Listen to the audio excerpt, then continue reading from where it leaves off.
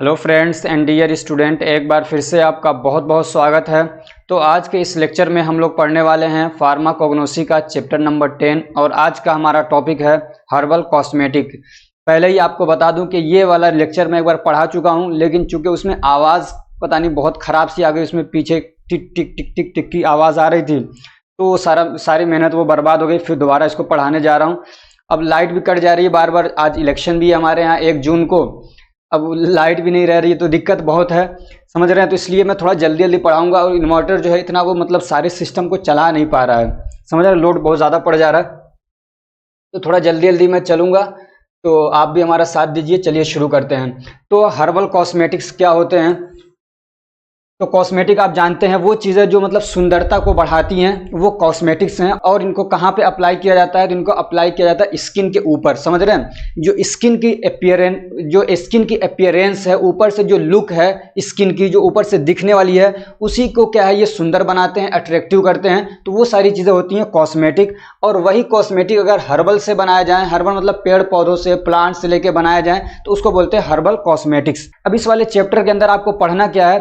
तो वो कौन से ड्रग्स हैं, कौन से इंग्रेडिएंट हैं जो मतलब पेड़ पौधों से लेके और जो कि पेड़ पौधों से हमको मिलते हैं और कॉस्मेटिक्स के अंदर उनको यूज किया जाता है एक्टिव इंग्रेडिएंट के तौर पे, समझ रहे हैं। तो उन्हीं के बारे में हम लोग पढ़ेंगे। और उसमें आपके सिलेबस में जो जो बातें पूछ रखी हैं, जैसे कि उसका बायोलॉजिकल सोर्स क्या है, उसका केमिकल कॉन्स्टिट्यूएंट कौन से पाए जाते हैं उसके अंदर, और उसका क्या कहते हैं थेरापेटिक एप्लीकेशन क्या है, और कॉस्मेटिक यूज क्या है, ये सारी चीजें हम लोग पढ़ेंगे। तो चलिए शुरू करते हैं। एक चीज और पूछा इसमें, उसका क्या कहते हैं कॉमर्शियल प्रिपरेशन क्या है, कैसे उसको मतलब हम लोग ऑब्टेन करते हैं। तो सबसे पहला क्या है एलोवेरा जेल, ठीक है।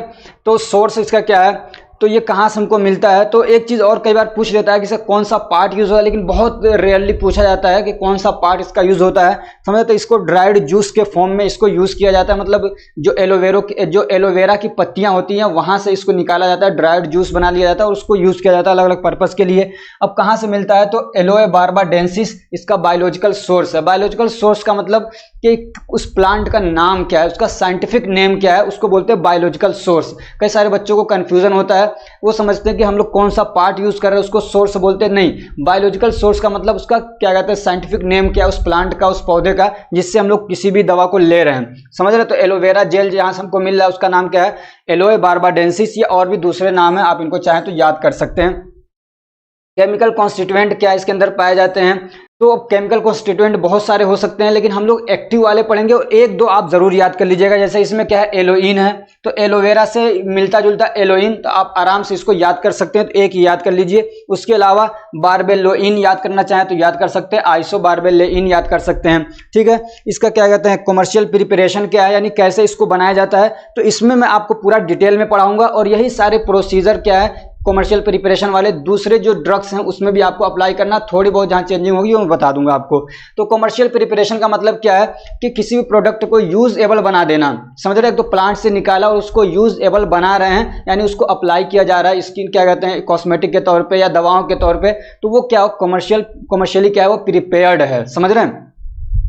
अब उसमें कई सारे प्रोसेस अलग अलग हो सकते हैं, जैसे कल्टीवेशन करना, खेती करना, फिर उसकी कटाई करना, एक्सट्रैक्शन करना, यानी उस प्लांट के अंदर से एक्टिव कॉन्स्टिट्यूएंट को निकालना, उसमें कुछ इम्प्योरिटीज़ हैं तो उसको प्यूरिफिकेशन करना, फिर फॉर्मुलेशन करना, यानी अलग अलग डोजेस फॉर्म में उसको बनाना, फिर पैकेजिंग करना, डिस्ट्रीब्यूशन करना, सेल करना।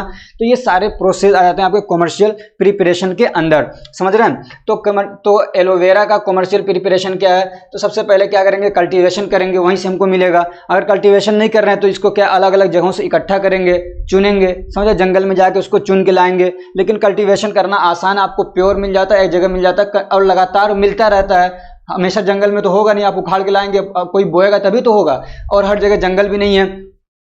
जंगल का मतलब बहुत सारे बच्चे समझते हैं खेत, और लेकिन जंगल का मतलब खेत भी होता है, समझ रहे हैं, लेकिन जंगल का असल मतलब होता है कि मतलब जैसे कि जहाँ पे पेड़ पौधे हैं बहुत सारे, वहाँ पे खेती वगैरह नहीं होती है। लेकिन बहुत सारे एरियो में, जैसे मुझे मालूम है मेवात का इलाका हो गया, फिर इधर क्या कहता है सहारनपुर का, मुजफ्फरनगर का, इन इलाकों में खेत को ही जंगल बोलते हैं। कहते जंगल जा रहे हैं, जंगल जाने का मतलब ये कि वो खेत की तरफ जा रहे हैं, समझ रहे। तो कल्टिवेशन करेंगे, समझ रहे हैं, और उसके लिए अच्छा सुइटेबल क्लाइमेट चाहिए, यानी वहाँ की गर्मी कितनी है, टेम्परेचर कैसा। हर जगह तो हर पौधे क्या है मतलब ग्रो नहीं करते हैं, वहाँ पे क्या कहते हैं मिट्टी कैसी है, वहाँ पे बारिश कितनी हो रही है, तो ये सारी चीज़ें भी मैटर करती हैं। उसके बाद हमने कल्टीवेशन कर लिया, उसकी कटाई वगैरह कर ली, हार्वेस्टिंग कर ली उसकी।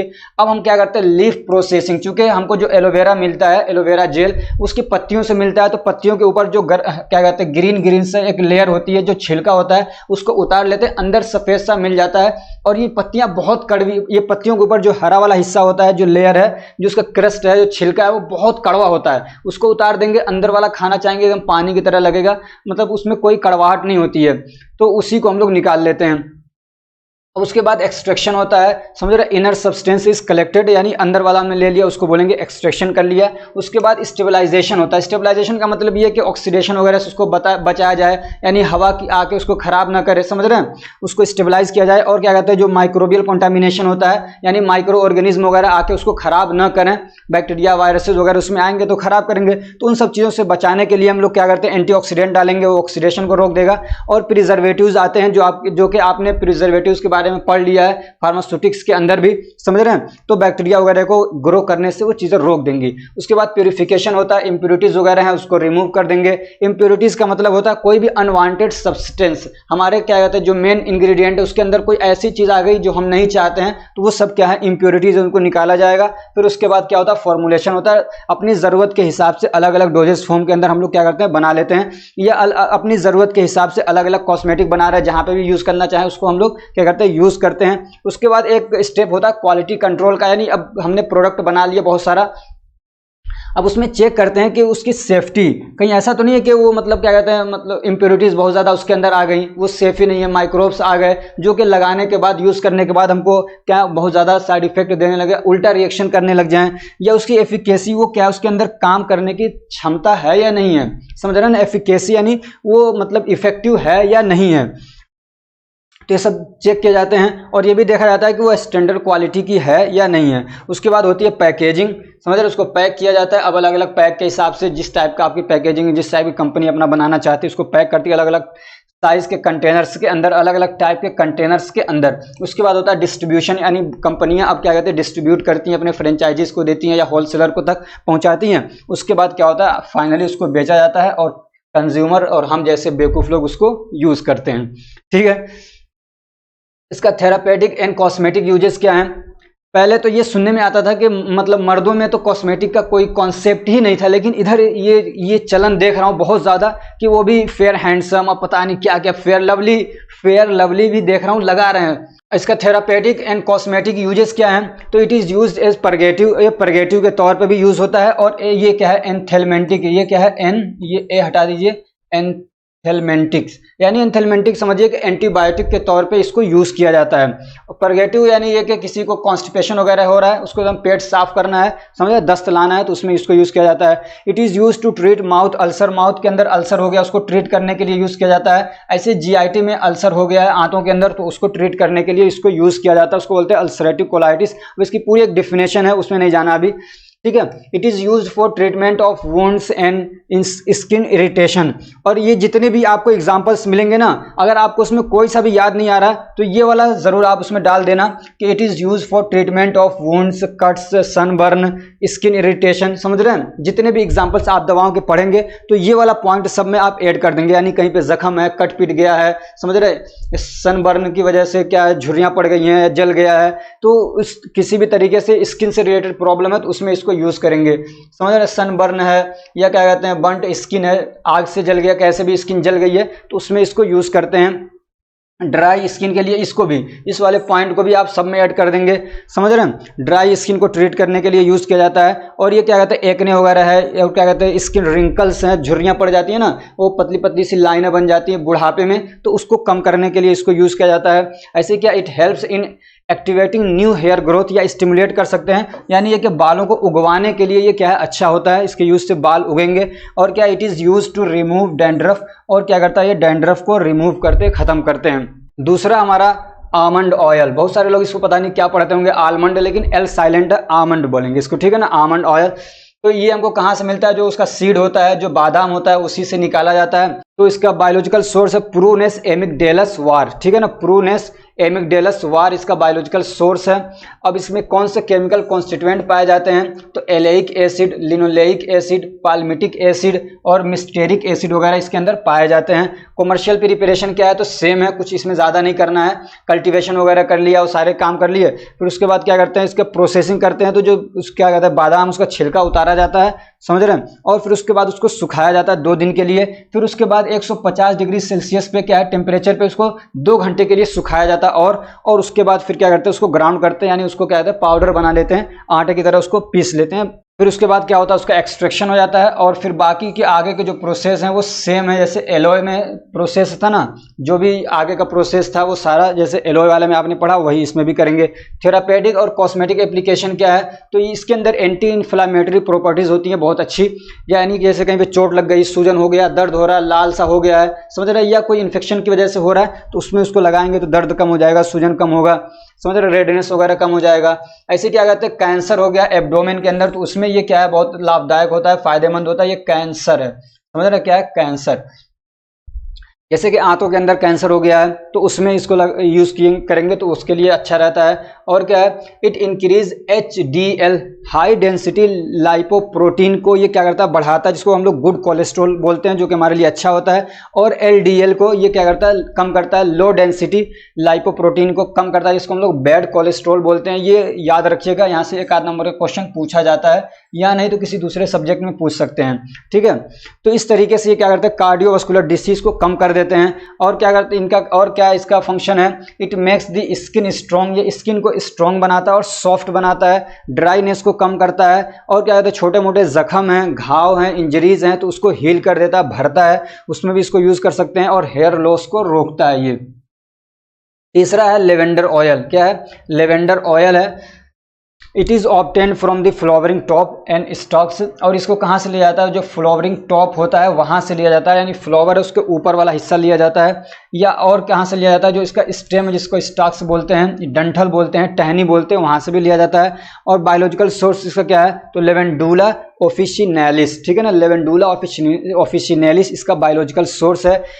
केमिकल कॉन्स्टिट्यूएंट क्या है इसके अंदर, तो तकरीबन 150, कितने 150 एक्टिव क्या कहते हैं कॉन्स्टिट्यूएंट इसके अंदर पाए जाते हैं, एक्टिव इंग्रेडिएंट पाए जाते हैं। तो हर एक की यहाँ पे लिस्ट तो बना नहीं सकते, उन सब का मिक्सचर होता है और वो होता है एसेंशियल ऑयल, समझ रहे हैं ना। ये एसेंशियल, आपको पूछे इसके अंदर क्या पाया जाता है तो आप कह सकते हैं एसेंशियल ऑयल पाया जाता है, जो कि क्या है मिक्सचर होता है। तकरीबन इसका जो एसेंशियल ऑयल है वो 150 अलग अलग एक्टिव इंग्रेडिएंट का मिक्सचर होता है। उसमें से कुछ मेन यहाँ पे हैं, जैसे कि लिनालूल हो गया, ठीक है, लिनालिल एसीटेट हो गया, बीटा, ये क्या है बीटा ओसीमेन, ठीक है ना, बीटा ओसीमेन। तो ये केमिकल कॉन्स्टिट्यूएंट मतलब क्या कहते हैं, ये कुछ हैं जो उसके अंदर पाए जाते हैं, और भी बहुत सारे पाए जाते हैं।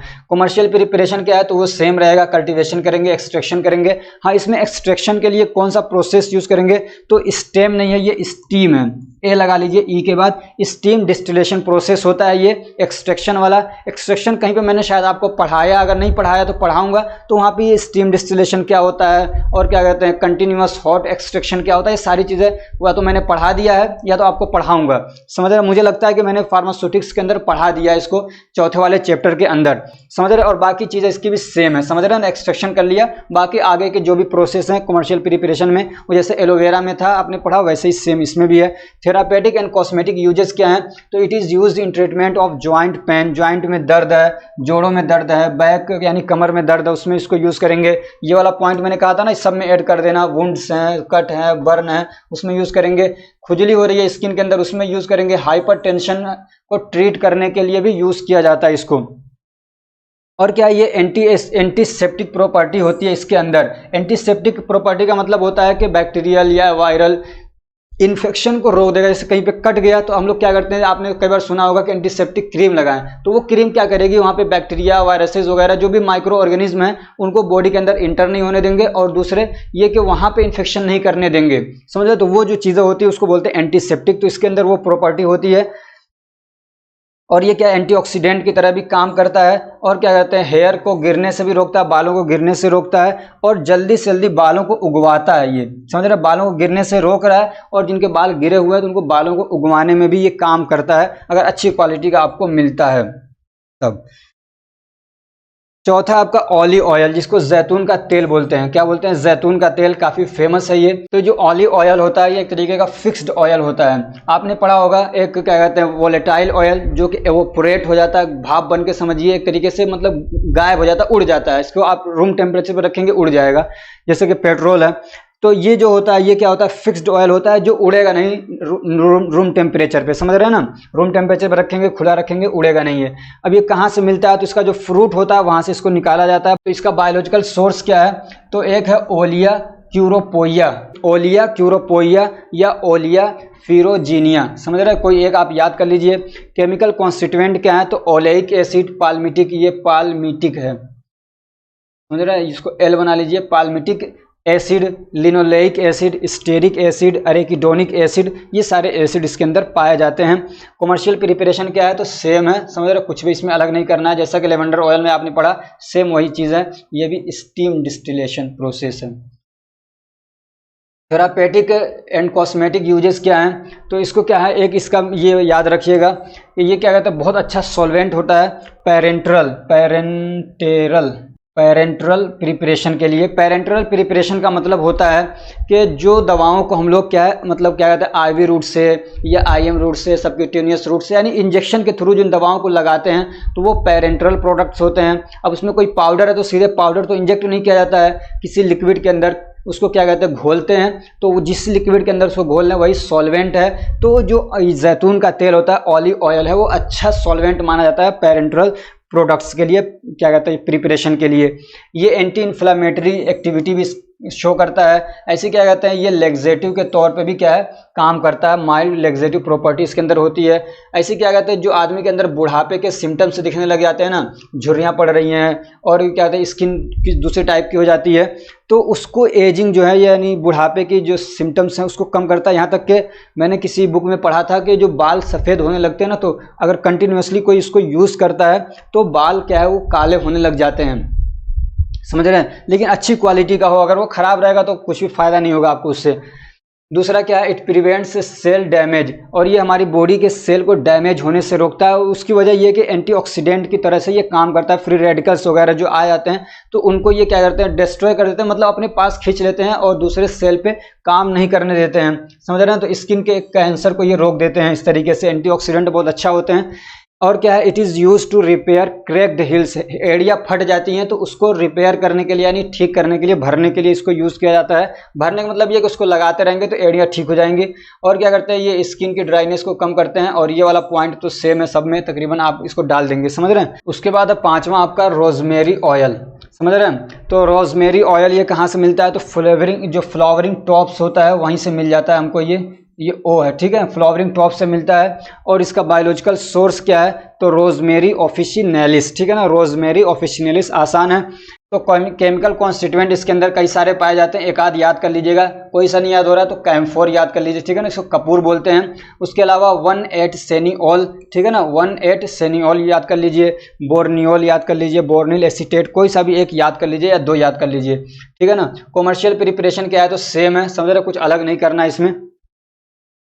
थेरापेटिक यूजेस क्या है? तो it has anti inflammatory, anti spasmodic property. Anti inflammatory समझ रहे हैं, स्पाज्मोडिक का क्या मतलब है?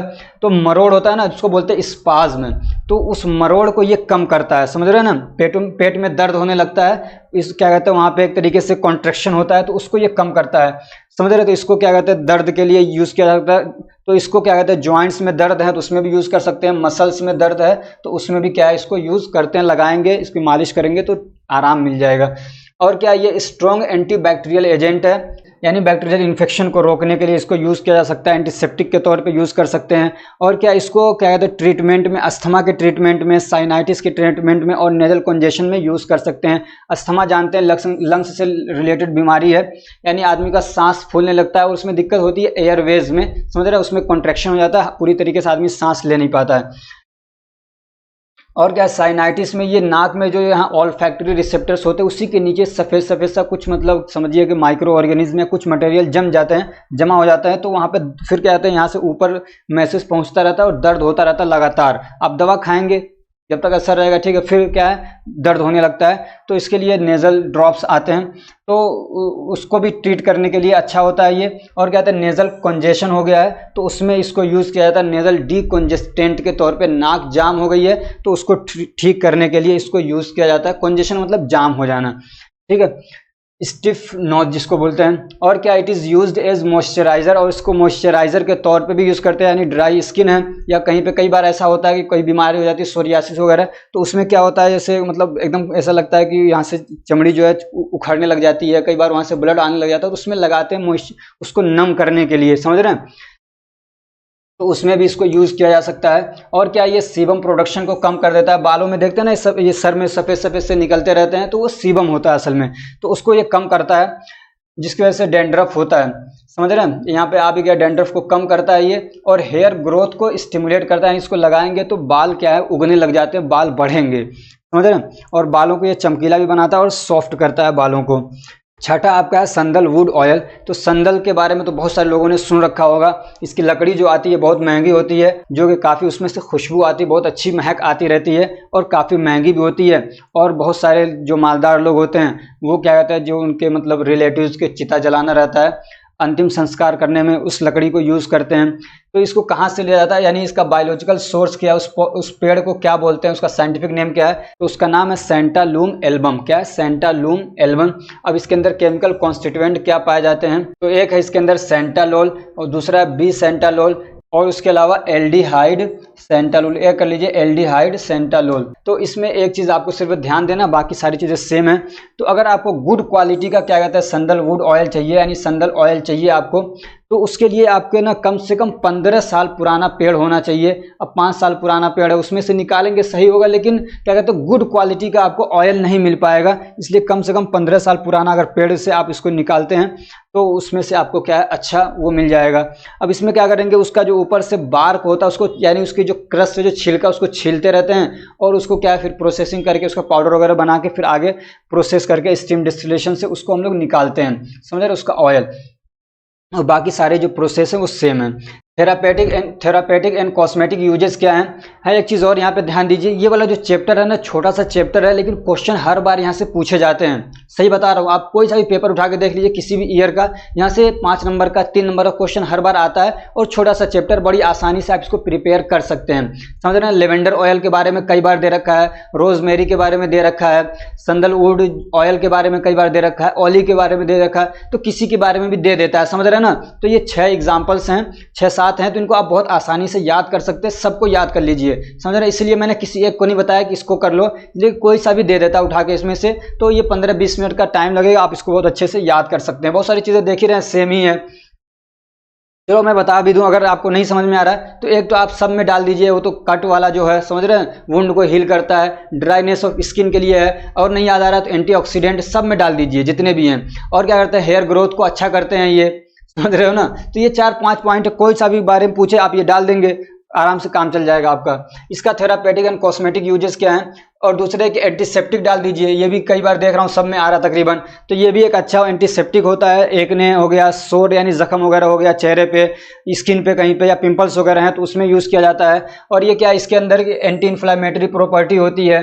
और क्या कहते हैं ये, it provides immediate relief from inflammation in brain के अंदर, जीआईटी के अंदर, नर्वस सिस्टम के अंदर और सर्कुलेटरी सिस्टम के अंदर इन्फ्लामेशन हो गया ड्यू टू फीवर। एक फीवर होता है जिसको हे फीवर बोलते हैं, तो उसमें क्या होता है, जो हमारे कार्डियोवास्कुलर सिस्टम है, ब्रेन है, इन सब सिस्टम के अंदर इन्फ्लामेशन हो जाता है, जीआईटी के अंदर इन्फ्लामेशन, सूजन हो जाएगा, तो उसमें ये बहुत अच्छा काम करता है। इमीडिएट क्या कहते हैं, जस्ट यानी तुरंत एक फायदा देता है, समझ रहे हैं। अब देखिए ये आप किसी भी, जितने भी एग्जांपल पढ़े सब में आप एंटी इन्फ्लामेटरी प्रॉपर्टी डाल देंगे, समझ रहे हैं। तो इस तरीके से 4-5 चीजें हैं जो सब में कॉमन है, तो वही आप याद कर लीजिए, सब में डाल दीजिए अगर आप पूरा याद नहीं कर पा रहे हैं इसको तो। और क्या है, it is use to treat abdominal pain, abdomen के अंदर पेन हो रहा है, समझ रहे हैं, ये पेट वाले एरिया में दर्द हो रहा है, स्पाज्म हो रहा है, मरोड़ हो रहा है, तो उसमें इसको यूज करते हैं। गैस बन रहा है बहुत ज्यादा, उसको क्या कहते हैं, रिमूव करने के लिए इसको यूज करते हैं। और क्या, बहुत ज्यादा गैस फॉर्मेशन को भी रोकता है ये, तो काफ़ी अच्छा है। और क्या है, ये ब्लड प्रेशर को लो करता है, अगरचे इसको हम मतलब एक्सटर्नली अप्लाई कर रहे हैं, बदन पे लगा रहे हैं, तब भी ब्लड प्रेशर को लो कर देता है, ठीक है ना। और इसको इनहेल किया जाता है। स्ट्रेस को, तनाव हो रहा है, आदमी जो उलझन में बहुत ज़्यादा, एंजाइटी में है, टेंशन में है, तो उसमें अगर सूंघेगा इसको तो उसको तसल्ली मिलेगी, स्ट्रेस उसका कम होगा, एंजाइटी कम हो जाती है। तो ये जो चैप्टर था यहीं पे कंप्लीट हो रहा है। अगर ये हमारी कोशिश आपको अच्छी लग रही है, हमारी वीडियोस से आपको फ़ायदा हो रहा है, तो वीडियो को लाइक करिए, चैनल को सब्सक्राइब करिए और अपने फ्रेंड्स को भी शेयर करिए ताकि वो भी इससे फ़ायदा उठा सकें। और कमेंट करके बताइए कि इसके बाद कौन सा चैप्टर मैं पढ़ाऊँ, कौन सा सब्जेक्ट का पढ़ाऊँ। तो अगर अब तक चैनल को सब्सक्राइब नहीं किया तो सब्सक्राइब ज़रूर कर लें, इसलिए कि मैं आगे भी आपके फ़ायदे के लिए, चाहे आपका कोर्स कंप्लीट हो जाए, आपके फ़ायदे के लिए अलग अलग कोर्सेज, जैसे कि इंग्लिश स्पीकिंग कोर्स बहुत कम कॉस्ट के अंदर बहुत अच्छी क्वालिटी में लेके आने वाला हूँ, उस पर काम कर रहा हूँ मैं, समझ रहे हो। उसके अलावा और भी अलग अलग जो टेक्निकल क्या कहते हैं चीज़ें होती हैं, जो एक फार्मासिस्ट के लिए या एक इंसान के लिए ज़रूरी होती हैं, ऐसी चीज़ों पर भी काम करेंगे।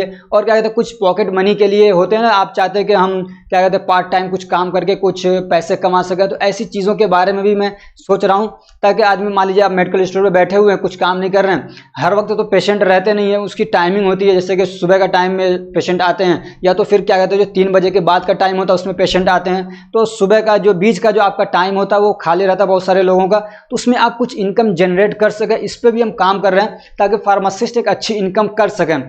तो समझ रहे, इसलिए चैनल को सब्सक्राइब कर लीजिए ताकि आपको सारी नोटिफिकेशन मिलती रहे, उसके लिए नोटिफिकेशन के बटन को भी दबा लीजिए। Thank you so much for watching.